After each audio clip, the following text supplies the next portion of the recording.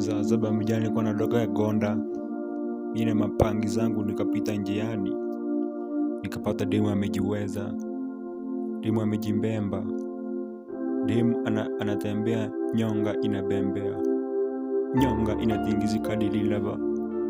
Nikaona roho yangu bwana, mshale imejitoa manzi, nikono gonja kwa mshale.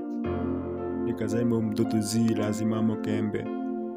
Nikamfuata kama kondoo anaenda kichinjioni. Nikasalimia demu. Sura alikuwa mzuri kama nzobonzobo. Nyonga ilikuwa inabembea.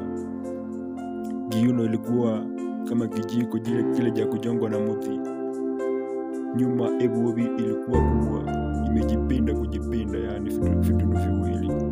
Nikasema nimemkia mdudu. Kidogo tukiwa ziara zangu na mbenzi wangu, nikapatana jamaa anaitwa Mbarambamba. Tulikuwa nafuja migomba shambani, nikafikiria nitakuliza ng'ombe. Kidogo hiklambi thegao kalinde ng'ombe.